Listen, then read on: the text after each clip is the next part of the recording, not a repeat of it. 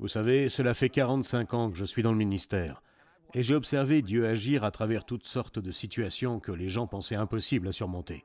D'énormes barrières, des obstacles infranchissables, des situations impossibles, l'une après l'autre. Et vous savez, j'ai appris que ces éclaircies arrivent lorsque vous les cherchez. Elles ne se pointent pas spontanément. Les éclaircies n'arrivent pas à ceux qui ne les cherchent pas. Vous expérimentez une éclaircie dans votre vie lorsque vous en cherchez une de la part de Dieu. Et c'est par la prière que cela se fait.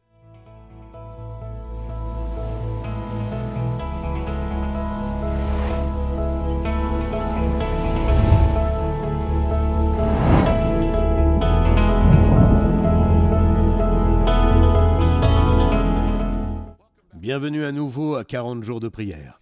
Dans cette session, j'aimerais vous apprendre comment dire une prière d'éclaircie. C'est un genre particulier de prière. Mais qu'est-ce qu'une éclaircie? Une éclaircie est l'intervention surnaturelle de Dieu au cœur d'un problème, d'une relation, ou dans une situation à laquelle vous faites face, souvent depuis très très longtemps. Avez-vous de telles choses dans votre vie? Je suis sûr que oui. Vous avez donc besoin de savoir comment dire une prière d'éclaircie. Il se trouve dans l'Ancien Testament un homme du nom de Daniel qui est justement un modèle de la prière d'éclaircie. Sa vie de prière nous montre exactement les étapes à suivre lorsqu'il est nécessaire de prier pour une éclaircie. Permettez-moi de vous donner quelques informations sur Daniel. Alors qu'il était âgé de 15 ans, la nation de Babylone prit avantage sur la nation d'Israël et déplaça toute la population jusqu'à Babylone pendant 70 ans. Ils étaient retenus captifs. Ils étaient réfugiés dans un pays étranger. Mais grâce à sa foi, Daniel fut promu à une position de puissance et de leadership. Il ne cessa de gravir les échelons jusqu'à devenir le deuxième homme le plus puissant de tout l'empire babylonien. Je vous encourage à lire toute l'histoire de Daniel, le livre de Daniel, à découvrir qui était cet homme formidable. Mais pour aujourd'hui, nous allons plus particulièrement nous concentrer sur Daniel chapitre 9. C'est un chapitre très connu dans la Bible. C'est un chapitre empreint de puissance. Il s'agit de la prière d'éclaircie de Daniel. C'est une prière qu'il prononça pendant près de 70 ans. Il demandait à Dieu de libérer son peuple de sa captivité et de les laisser rentrer chez eux. Il voulait retourner en Israël.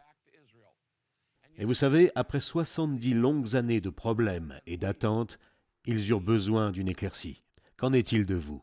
Dans quel domaine avez-vous besoin d'une éclaircie? Peut-être avez-vous besoin d'une éclaircie dans une relation. Peut-être avez-vous besoin d'une éclaircie dans vos finances ou votre carrière. Vous vous sentez coincé. Peut-être votre mariage s'est-il englué ou votre relation avec vos enfants est bouchée. Peut-être avez-vous besoin d'une éclaircie à propos d'une habitude ou d'une dépendance. Vous ne semblez pas réussir à agir. Vous avez l'impression que vous attendez depuis 7 ans votre éclaircie. Eh bien, dans la prière de Daniel, il nous montre 6 étapes de prière pour une éclaircie. Alors commençons dès maintenant, d'accord? Comment demandez-vous à Dieu d'intervenir surnaturellement dans un problème, une situation ou une relation? Eh bien, voici la première clé. Numéro 1, je laisse Dieu me parler avant de lui parler. Je laisse Dieu me parler avant de lui parler. Mais comment faire cela? En vous plongeant dans la parole de Dieu. La première chose qu'a fait Daniel lorsqu'il a commencé à prier pour une éclaircie, c'est qu'il a pris la parole de Dieu et il a laissé Dieu lui parler. La Bible dit dans Daniel chapitre 9, verset 1, « La première année du règne de Darius, l'empereur, moi, Daniel, je me suis aperçu dans les livres que le nombre d'années indiquées par l'Éternel au prophète Jérémie pour la durée de la dévastation de Jérusalem était de 70 ans. » J'aimerais que vous entouriez la phrase « Je me suis aperçu dans les Écritures ». Vous ne pourrez jamais prier efficacement si vous n'étudiez pas les Écritures. Tant que vous n'aurez pas appris grâce à la parole de Dieu, plus vous connaîtrez la Bible, plus vous connaîtrez ce livre, plus vos prières recevront des réponses. Car si vous êtes ignorant de la Bible, vous ne saurez comment prier. Vous ne saurez pas quoi dire dans vos prières. Vous ne saurez pas quand prier. Vous ne saurez pas ce que Dieu veut que vous demandiez, car vous ne connaîtrez pas les promesses que Dieu a pour vous. Vous devez lire un peu les Écritures. Vous devez vous plonger dans ce livre, chaque jour de votre vie, afin de pouvoir connaître ces promesses que Dieu a faites pour vous. Il y en a plus de 6000. Et voici ce que Jésus a dit à ce sujet. Dans Jean 15, verset 7, Jésus dit, « Si vous demeurez en moi et que mes paroles demeurent en vous, c'est-à-dire que vous méditez la parole de Dieu, Vous demanderez ce que vous voudrez et cela vous sera accordé. C'est une incroyable promesse. Cela signifie que si je prie et que je ne reçois pas de réponse, je dois vérifier si j'ai rempli deux conditions. Est-ce que je suis connecté au Seigneur? Et est-ce que les paroles de Dieu demeurent en moi? Suis-je plongé régulièrement chaque jour dans la Bible? Ce sont les deux conditions mentionnées dans ce verset pour recevoir des réponses à vos prières. Je dois donc faire une introspection et me demander, suis-je connecté à Dieu? Y a-t-il dans ma vie quelque chose qui ne va pas, et dont Dieu a connaissance, mais dont je ne me suis pas repenti, que je n'ai pas confessé à Dieu? Cette chose empêche toute connexion avec Dieu. Ensuite, Jésus dit, « Si mes paroles demeurent en vous, alors vous recevrez des réponses à vos prières. » C'est la deuxième condition. La parole de Dieu demeure-t-elle dans votre cœur? Avez-vous déjà mémorisé un verset de la Bible? Voyez-vous, votre façon d'abriter la parole de Dieu dans votre cœur ne peut se faire que par la lecture, l'étude, la mémorisation et la méditation. La Bible nous dit que plus vous mémorisez la parole de Dieu, plus vous recevrez de réponses à vos prières. Pourquoi? Parce que vous prierez en accord avec la parole de Dieu. Il dit, vous pouvez demander tout ce que vous voulez dans la prière et vous le recevrez. C'est donc la première clé. Écoutez Dieu. Et vous écoutez Dieu en lisant les Écritures. Laissez Dieu vous parler avant de prier. Lisez la Bible avant de parler à Dieu.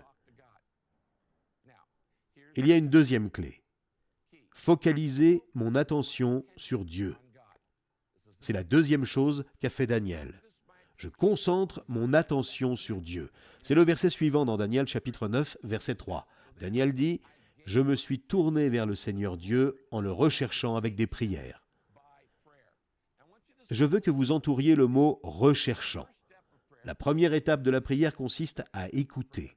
La deuxième étape de la prière consiste à chercher.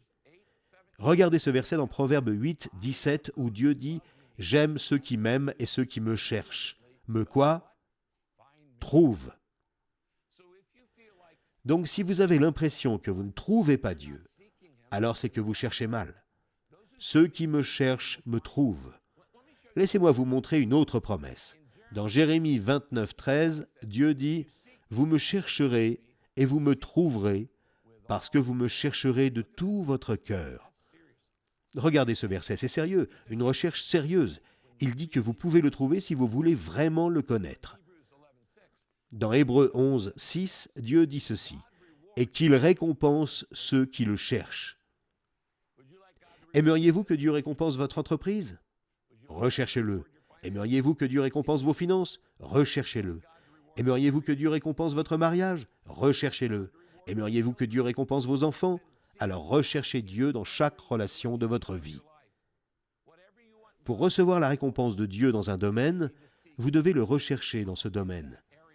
À l'inverse, si vous ne recherchez pas Dieu, alors vous vous retrouverez seul.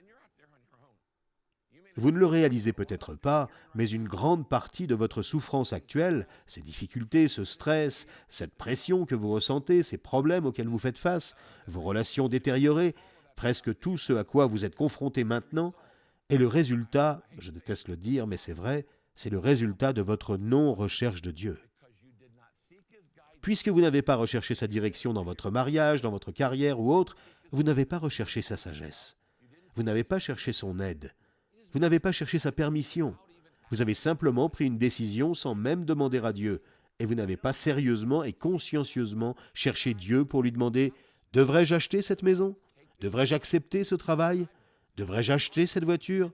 Devrais-je m'investir dans cette relation ?» Vous n'avez pas cherché Dieu. Vous l'avez simplement fait et maintenant vous en récoltez les conséquences.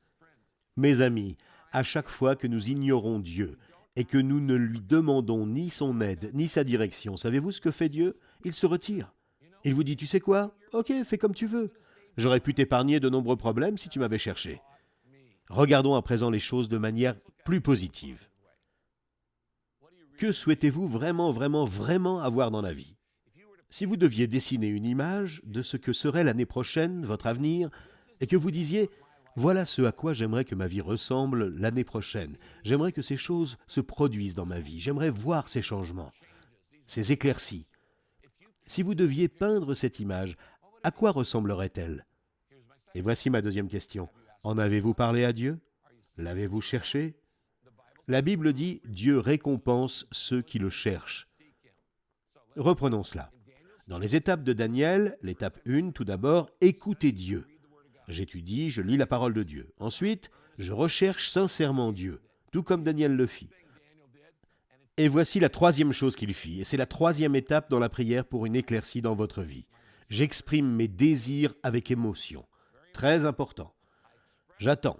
J'exprime mes désirs à Dieu avec émotion. Je parle du temps où vous êtes en prière. Vous ne pouvez rechercher Dieu de tout votre cœur sans y mettre un petit peu de passion. Et si vous ne le faites pas de tout votre cœur, c'est que vous ne le voulez pas vraiment.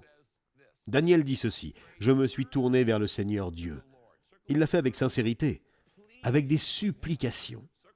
Entourez le mot supplication. Ce n'est pas une sorte de prière du genre « Maintenant qu'il est l'heure de me coucher, je demande au Seigneur de garder mon âme. » Et ce n'est pas non plus un chef-d'œuvre parfaitement élaboré. C'est une émotion honnête, à l'état brut. J'aimerais que vous compreniez au moins ceci, même si c'est tout ce que vous comprenez. Dieu n'est pas intéressé par les mots que vous utilisez. Il est intéressé par l'émotion qui transparaît dans vos prières. Quand vous suppliez Dieu, Dieu se dit « c'est du sérieux ». Regardez ce verset. En le recherchant avec des prières et des supplications. L'avez-vous déjà fait? Avez-vous déjà déversé votre cœur devant Dieu? Avez-vous déjà dévoilé votre âme devant Dieu? Il ne s'agit pas d'une simple petite prière insensible et sans cœur. Tendre Père, j'aimerais avoir ceci, blablabla, ouah. Non, vous devez déverser votre âme devant Dieu. Et avec de l'émotion, Seigneur, j'ai besoin de ceci. Il faut que je l'aie. Avez-vous déjà prié à ce sujet? À quand remonte la dernière fois où vous avez supplié Dieu avec émotion? Déversez votre âme devant Dieu avec honnêteté et authenticité. Vous savez, sans même vous connaître, je peux vous dire quand vous l'avez fait pour la dernière fois. La dernière fois que vous avez prié avec tant de ferveur, c'était quand vous traversiez une profonde souffrance. Oui, c'est la souffrance qui nous amène à supplier Dieu avec émotion. Alors pourquoi ne prions-nous pas ainsi lorsque nous ne souffrons pas? N'ayez pas peur de dire à Dieu ce que vous ressentez vraiment. Ne vous retenez pas. Dieu ne veut pas entendre les prières que vous croyez qu'il veut entendre. Dieu veut entendre les prières que vous avez vraiment besoin de dire. Quand vous avez besoin d'une éclaircie, vous devez dire à Dieu ce que vous ressentez et vous devez lui exprimer vos désirs avec émotion. Et maintenant, la quatrième clé. Vous voudrez peut-être l'écrire. La quatrième chose, c'est que je dois démontrer mon sérieux. Je montre que je suis sérieux. Dieu veut savoir si votre requête pour une éclaircie est vraiment sérieuse. Lorsque vous priez pour une éclaircie, vous devez montrer à Dieu que vous êtes sérieux. Vous dites, comment le faire? Eh bien, comme l'a fait Daniel. Et au verset 3, il est dit « en jeûnant ». Qu'a-t-il fait? Il a jeûné. D'accord? Il a jeûné. En jeûnant et en me couvrant d'un sac et de cendres. Mais pourquoi a-t-il fait cela? Est-ce que je dois en faire autant pour Dieu pour obtenir une éclaircie dans ma vie? Eh bien, vous savez, se couvrir d'un sac revient à porter un sac en jute. C'est rugueux, cela démange. Un sac et des cendres dans l'Ancien Testament étaient le moyen de montrer votre extrême souffrance et votre désarroi. Dans cette culture, il était approprié de le faire. Mais en fait, c'était leur manière de montrer leur désir, de se focaliser sur des besoins spirituels et de dire « Seigneur, ma requête est sérieuse ». Saviez-vous que Dieu dit dans la Bible, ou plutôt que Jésus a dit que certains miracles ne s'obtiennent que par la prière et le jeûne en commun, pas par la prière seule? C'est Jésus qui l'a dit. Pourquoi? Parce que le jeûne veut dire « Voilà, Seigneur, à quel point je suis sérieux. Je suis suffisamment sérieux pour me passer de nourriture. Je suis passionné et désespéré. » Je n'ai pas le temps d'approfondir ce sujet et de vous faire un enseignement sur le jeûne dans cette session, donc j'ai inclus une étude biblique que j'ai écrite sur le jeûne à la fin de votre guide d'études. Dans ce guide, cette étude vous enseigne ce que signifie le jeûne, pourquoi nous le faisons, comment le faire, comment ne pas le faire, et tous les détails dont vous avez besoin. Vous pouvez donc le lire plus tard. Mais j'aimerais souligner ceci. À travers toutes les Écritures, nous voyons des exemples de personnes jeûnant pour démontrer leur sérieux, pour démontrer la passion qu'elles mettent dans leurs prières. Et j'aimerais vous encourager à lire cette étude et même à réfléchir aux jeunes, en particulier si vous priez pour une éclaircie dans une relation, ou un rêve, ou autre chose. C'est une manière de dire à Dieu, « Seigneur, je suis sérieux à ce sujet. »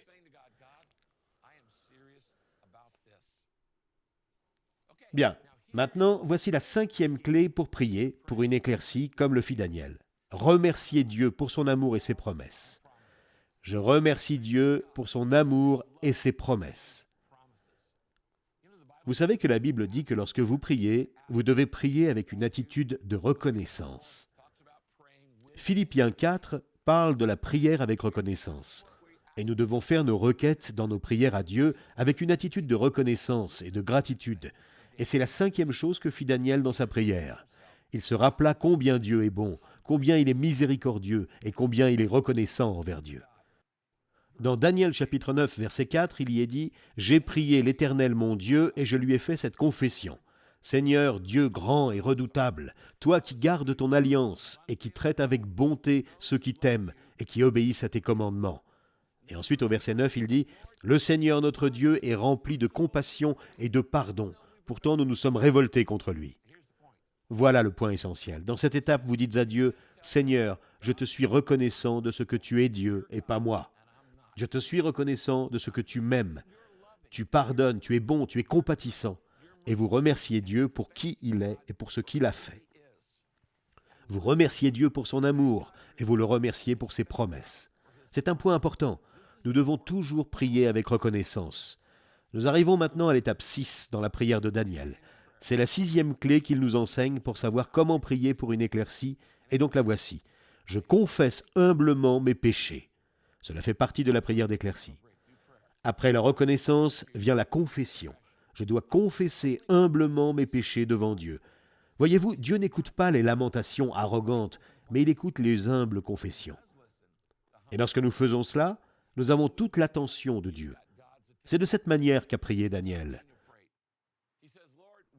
Il a dit « Nous avons péché, nous avons agi en hommes pervertis, nous avons été méchants et rebelles, nous nous sommes détournés de tes commandements et de tes règles. » Autrement dit, tu sais quoi Dieu?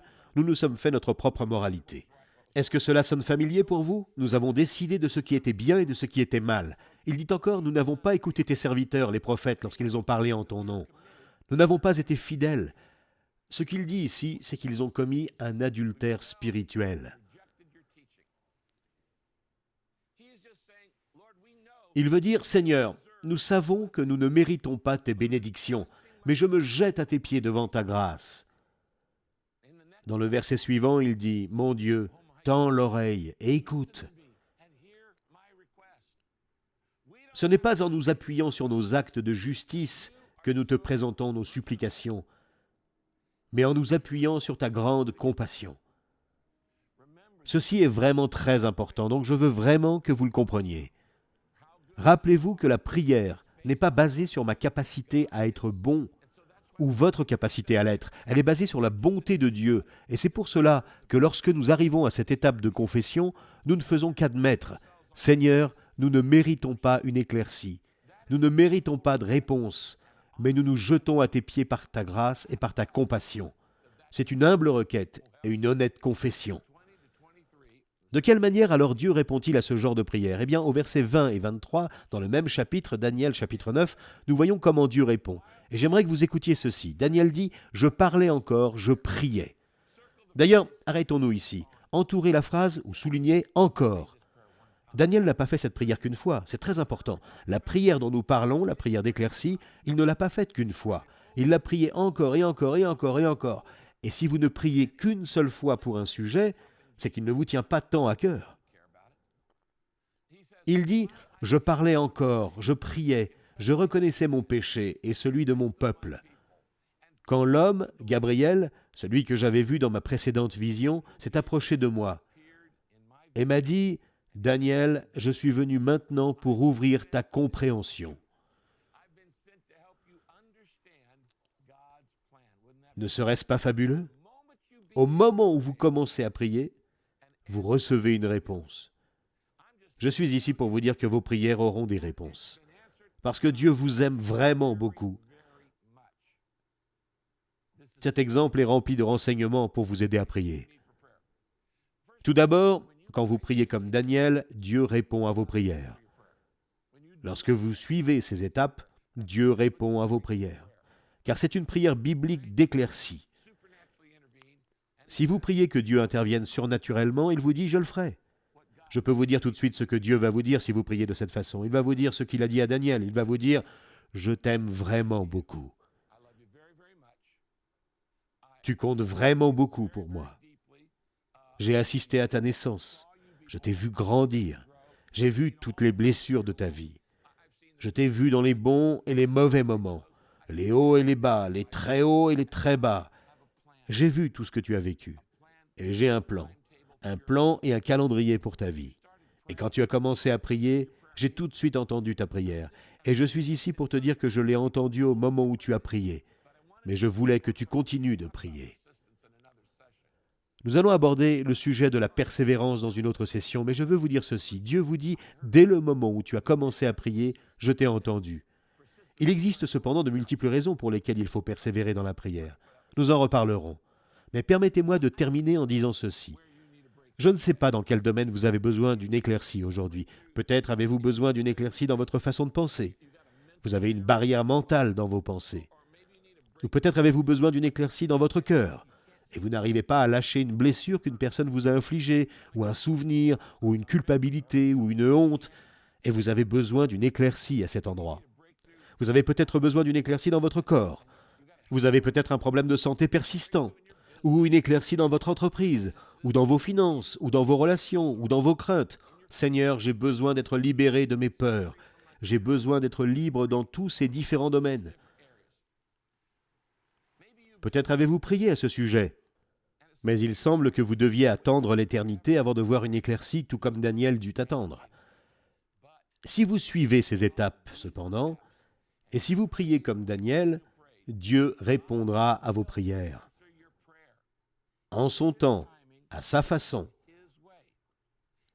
Il parlera à votre cœur et il vous montrera quoi faire. Vous devez montrer vos émotions. Quand mes enfants viennent me voir et me disent « Papa, j'aimerais ceci », je ne leur donne pas toujours ce qu'ils veulent, juste parce qu'ils m'ont dit qu'ils aimeraient l'avoir. J'attends de voir s'ils me le demandent à plusieurs reprises. Parce que si vous n'émettez un souhait qu'une seule fois, ce n'est pas un désir, c'est juste un souhait, un caprice. Dieu veut que vous priez pour une éclaircie comme Daniel le fit. Commençons dès maintenant, d'accord? Inclinez vos têtes dans la prière. La première étape dans une prière d'éclaircie consiste à laisser Dieu me parler avant de lui parler. Vous venez d'entendre Dieu vous parler, je vous ai donné de très nombreux versets bibliques. Dieu vous a parlé, mais je veux que vous priez maintenant. Seigneur, aide-moi à développer une habitude de constante écoute avant de m'adresser à toi dans une prière d'éclaircie. Aide-moi à développer une habitude où je prends du temps dans ta parole chaque jour. Je veux t'entendre me parler avant de te parler. Étape 2, focaliser mon attention sur Dieu. Seigneur, aide-moi à me rappeler que tu es Dieu et que je ne le suis pas. Je veux te chercher, et je veux te chercher de tout mon cœur. Étape 3, exprimer mes désirs avec émotion. Je veux que vous disiez maintenant à Dieu ce que vous aimeriez voir se produire dans votre vie. Ne le lui dites pas de façon superficielle, mais avec passion. Dans vos pensées, dites-lui que vous en avez vraiment besoin. Et ensuite, remplissez les blancs. Dites, Seigneur, j'ai vraiment besoin de ceci. Je cherche une éclaircie, et elle est là. Seigneur, je veux cette éclaircie. Et mentionnez ce domaine, exprimez votre désir avec émotion.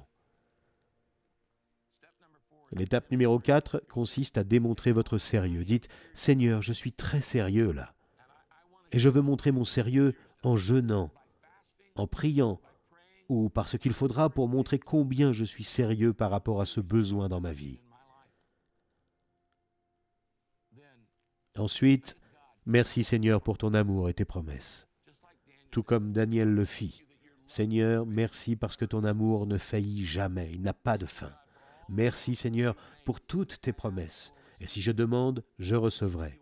Merci parce que tu ne me laisseras, ne m'oublieras ou ne m'abandonneras jamais. Merci parce que tu seras toujours avec moi. Merci parce que tu seras fidèle même si je ne le suis pas. Merci Seigneur pour ton amour et tes promesses. Et enfin, pour finir, comme Daniel le fit, confessez humblement vos péchés. Dès à présent, là maintenant, pensez aux paroles de David dans le psaume 139. Examine-moi, ô Dieu, et connais mon cœur. Mets-moi à l'épreuve et connais mes pensées. Vois s'il y a quoi que ce soit de méchant, de mauvais dans ma vie, et conduis-moi sur le chemin de l'éternité. Dites maintenant, Seigneur, montre-moi s'il y a quelque chose dans ma vie entre toi et moi. Montre-moi mes péchés, mes fautes, mes erreurs dans la vie, et je te les confesserai humblement. Et maintenant, alors que Dieu vous met quelque chose à l'esprit, dites, « Oui, Seigneur, tu as raison, j'avais tort et je suis désolé, je suis d'accord avec toi, c'était mal. » Confessez vos péchés à Dieu. Et pour terminer, Seigneur, j'aimerais, comme Daniel, exprimer ma foi en tes promesses. Et je veux croire que tu répondras, que tu me donneras une éclaircie là où j'en ai besoin, en ton temps et à ta manière. Je te le demande humblement et j'attends ta réponse. Au nom de Jésus. Amen. Que Dieu vous bénisse tous et passez un bon temps de discussion ensemble.